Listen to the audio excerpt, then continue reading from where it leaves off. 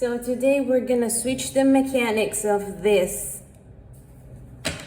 tarot reading dynamic. We're going to begin with a reading in English. Most likely I do them in Spanish. Recently I just stopped because I needed, at times you feel like you need time to maybe improve what you're trying to say. A good teacher to do that could be book, could be just talking to someone new or to someone very like let's say old in your life. However you like to improve yourself to finally get what you are trying to say or transmit. You could also find your voice by talking to someone else or by reading a good book. And afterwards, maybe laugh of yourself and keep going. And in this case, what I want to do is to keep going with my tarot readings, but this time from a different perspective, a more accurate perspective of what my voice have to say. And what I'm going to talk about is something that probably more than one will be identified with, but I'm not quite sure what's the whole reading about. Why? Because I'm not trying to set a specific question so that you can feel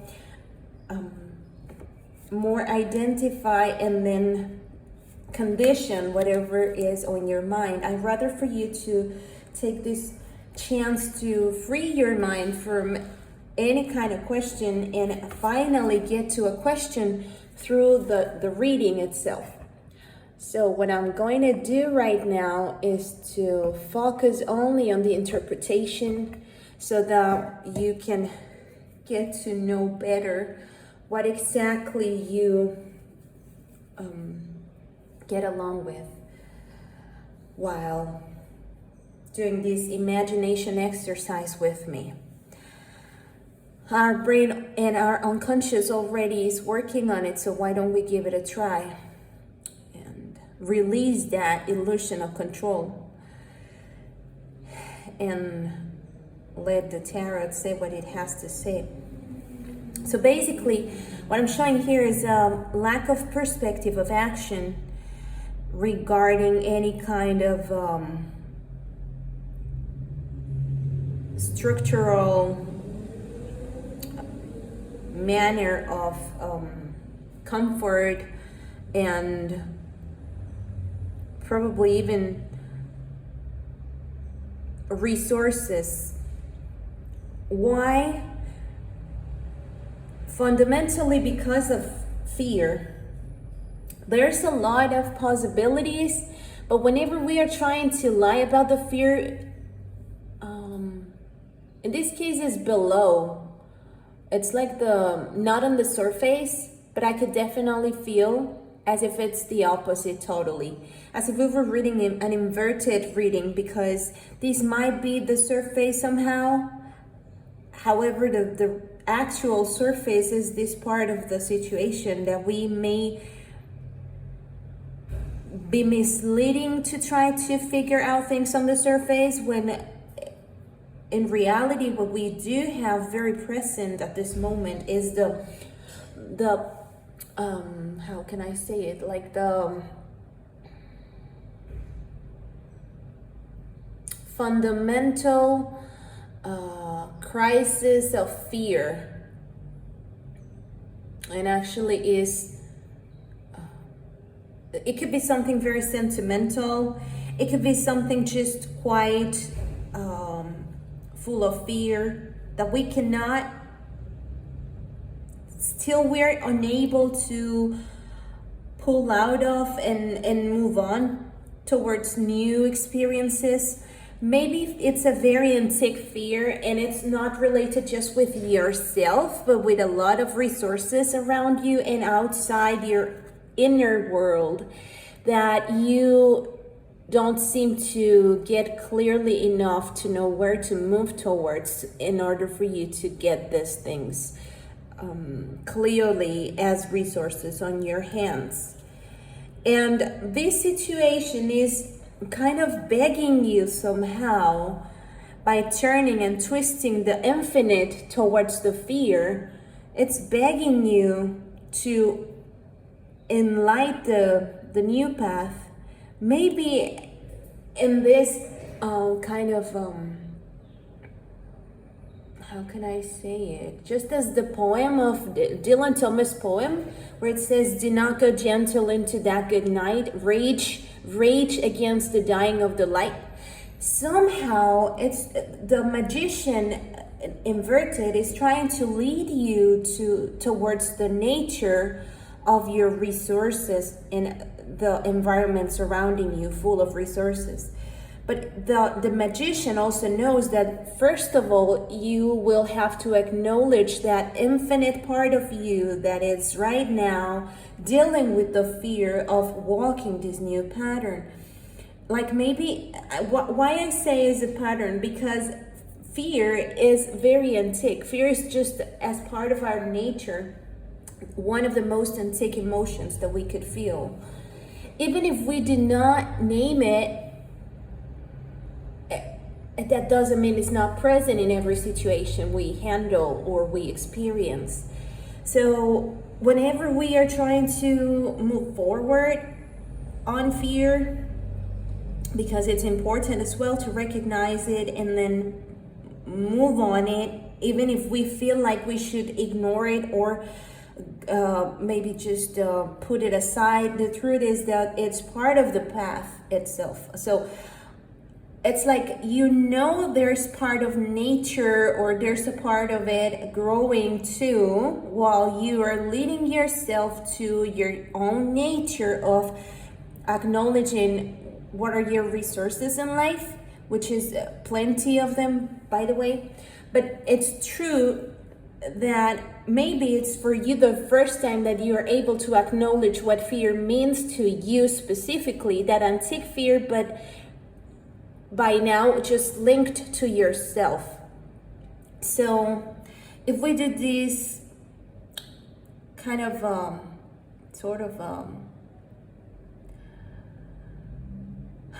if we do this, let's say, crossing path between fear, emotions, the beasts that we are also part of as a collective unconscious, and as well, if we acknowledge that fear is just part of it, like an essential part of it, but not the quite itself, then we may be able to, I'm not quite sure if it's even needed to turn the magician towards the normal position of it. But it's true that in any case, anyhow, he's always acknowledging the two parts of it. And if we now turn it up, we will find out that even if the path of the fear is very long and strong and powerful, there's still the possibility to acknowledge it and grow from it. And then acknowledge as well what I have on my table to work with, on my surroundings and on my environment, and as an individual full of that nature, that infinite nature that makes us not just magical but biological as well. And always enlightening with rage that pattern, that the pattern of being humans, right, with our fears. And the moon seems to be a bit like energized with anger. So maybe there's an insatisfaction here that is quite actively participating on how we perceive the fear right now. It's like at times frustration, at times just the beast on it, at times just the full emotions on it, and at times just like this kind of acknowledge that we do have a long way to go. What else can I see here? Well, the star, which is the next step on it, is trying also to pour the water in all kind of natures, not just in the one that is related to emotions, because this is a very convulsive time talking about emotions. People now is so obsessed to selling emotional stories everywhere, full of experience. Just experience emotions, just be yourself by acknowledging your emotions. And it's kind of true. I'm not going to even try to contradict that, but that couldn't be just the whole of it. So this star, now humanized as a woman, a naked woman, she's pouring emotions somehow, not just on their own nature, which will be water in this case, full of information of how whatever the deposit of it could recreate the shape of the emotion, but as well is doing this labor of moving emotions towards the unknown growth, like something that we don't essentially know that will grow, even if it'll grow, or if it's going to be something that we could perceive as comfortable to see growing, yet this will be only for the earth to complete a cycle. So some of those emotions will go back to their nature, some of them will go back to their nature differently. Maybe in a new way, maybe in a more bold way, where some of those emotions are taking the risk to come out from their known certainty, to hydrate or to nourish new growings that we still don't even know what are about.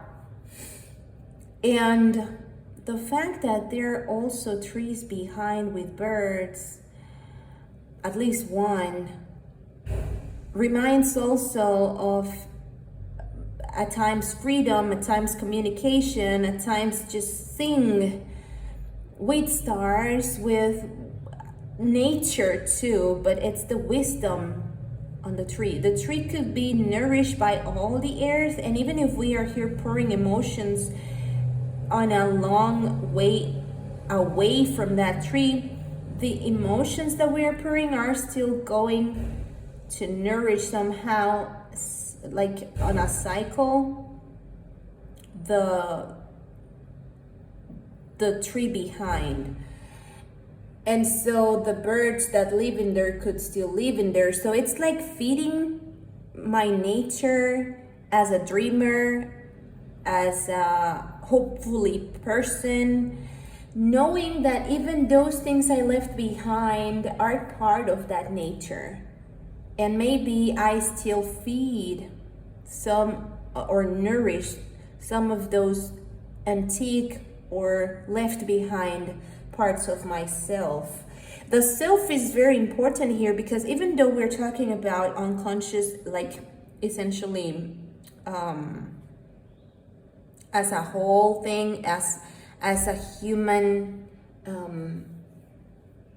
characteristic, as human wise, we're still just talking about a self. It's like the acknowledge as well of the self, experiencing those new paths, those new growths, those new experiences, those new ways to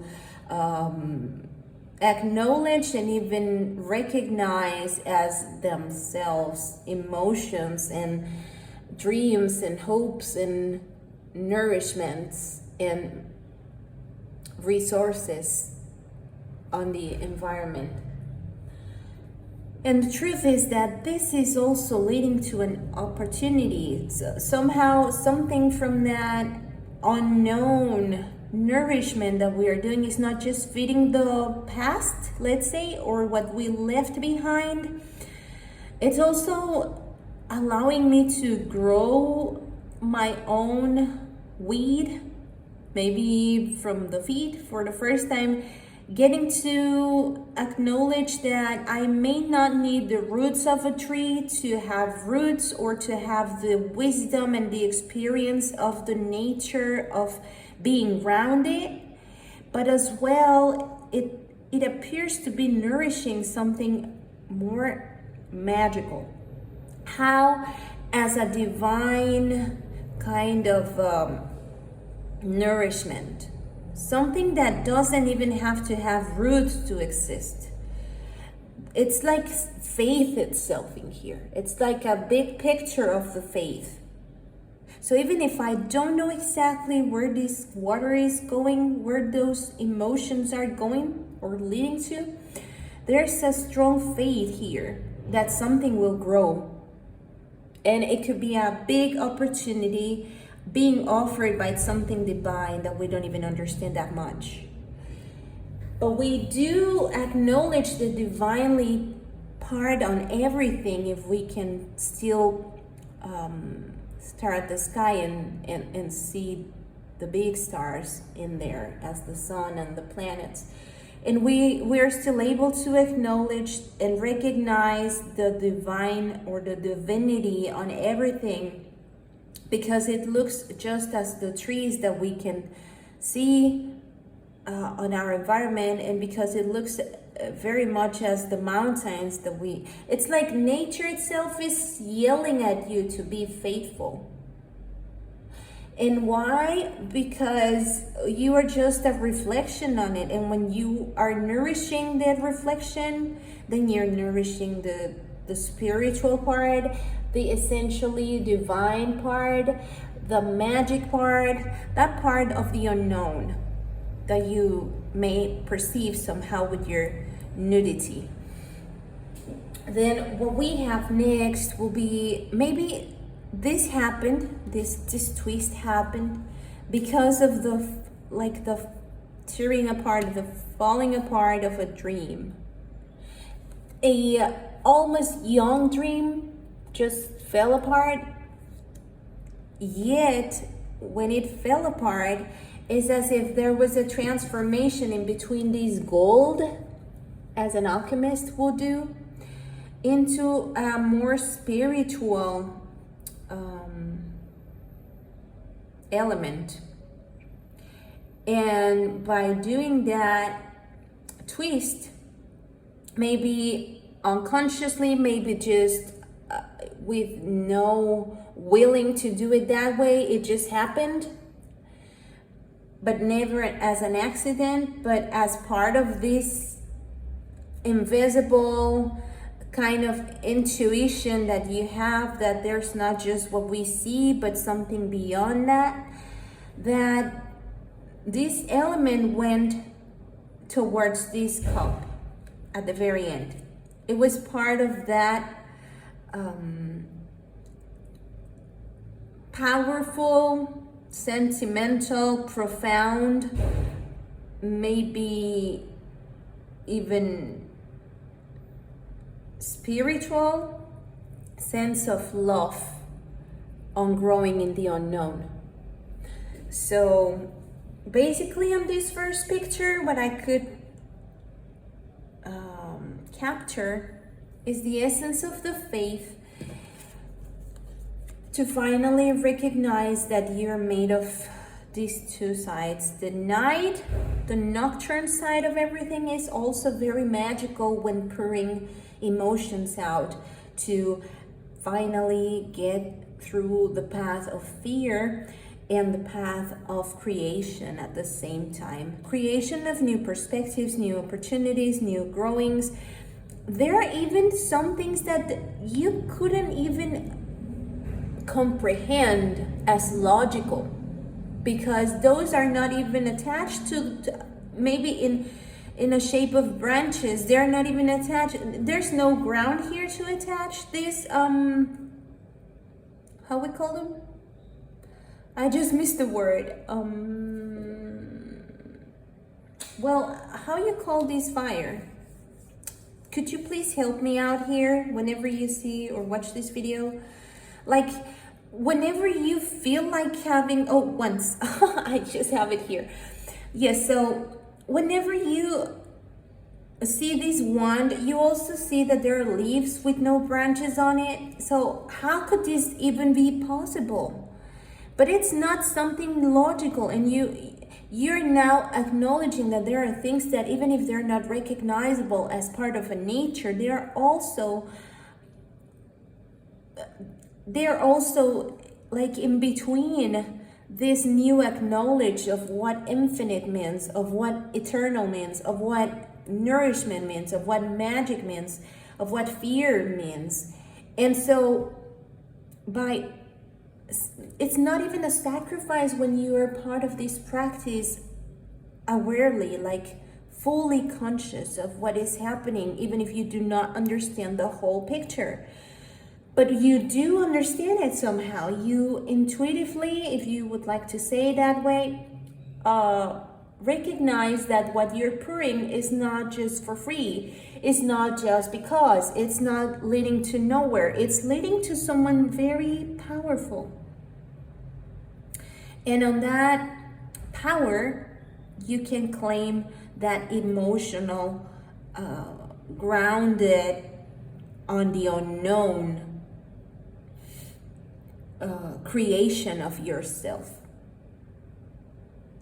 So I love this. This is a very big picture of something very abstract for me. Now, on the second picture, and we will finally get to see if this is related somehow, or if this is just two different pictures of the same frame, or whatever. But the truth is that what I'm showing here is a lot of deception, like deceptive thoughts, like maybe at times being indecisive, but definitely if you would have to decide for the heartbreak and the suffering and the rejection of opportunities that you yourself created for yourself. Because there's something here like a treasoning, painful, and at times even lacking perspective of ideas or ideals, maybe. And it's as if you were missing the big picture of it, because there's still pain here of some kind. But you already made up your mind at a point. At some point you said, okay, enough, it's enough. I know it's painful. I know I'm rejecting something that I could have even tried to create before, because there was a missed opportunity here, or you thought so, but it's also fitting something more magical and more accurate for what you are. And you took that decision, you studied it for a moment, you thought about it with positiveness, with positivity, and at the very end you decided enough is enough. Why? Because you were frustrated, tired, kind of sick of it, kind of lacking of focus whenever you were trying to meditate with your ideal at that point. And what you decided at the very end was to lead yourself towards a success with a new season, with a new way to acknowledge what's surrounding you, and with an integration of a lot of aspects on yourself: masculine, feminine, childish, but not childish in a disrespectful or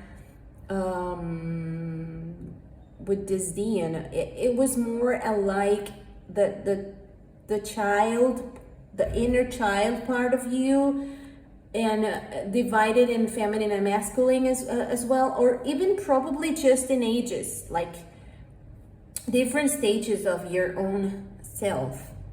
And that gave you a new season opening.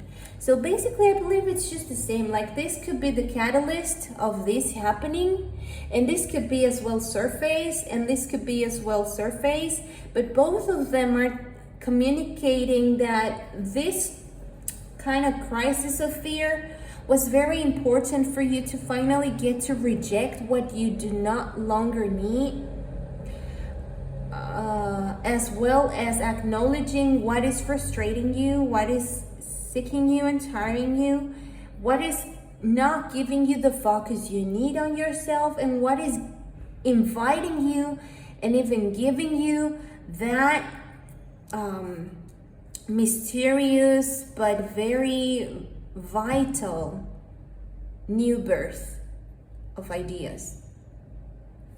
And yes, you now recognize your shadow not as the only part of it, but as a friend of yours to walk the new path. And you also see at the very end that there are times when you will need to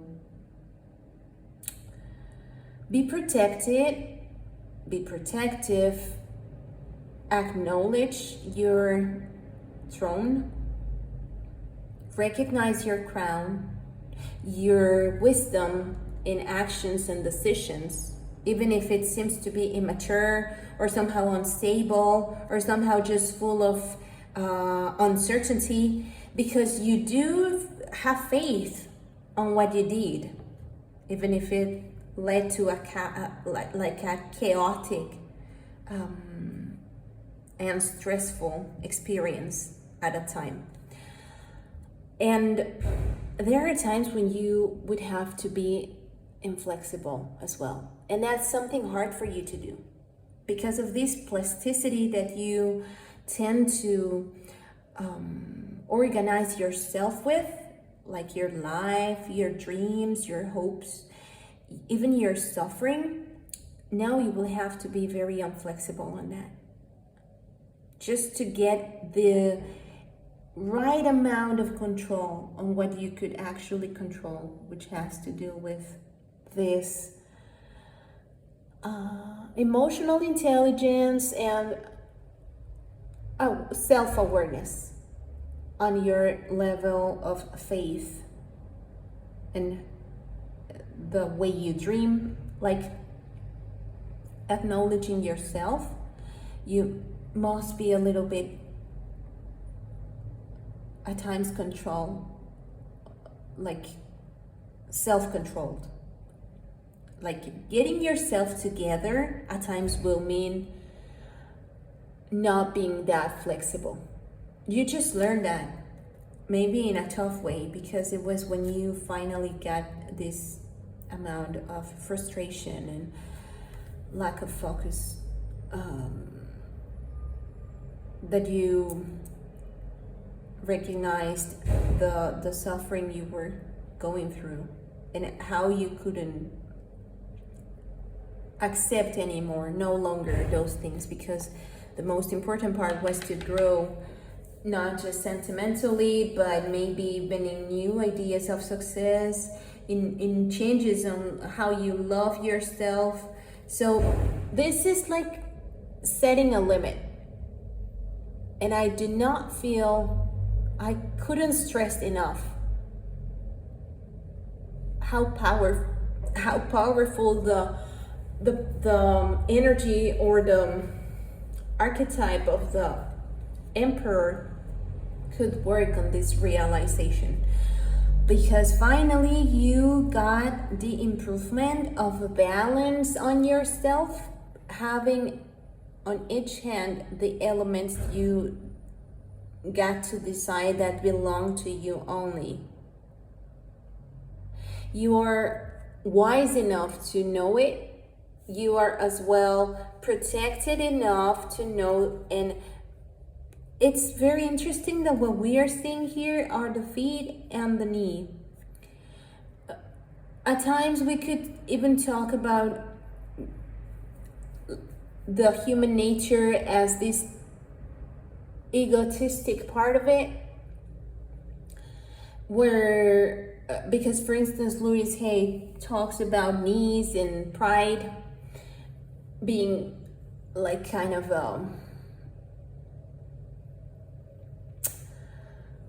harsh at times with the harsh at times with the way we handle pride.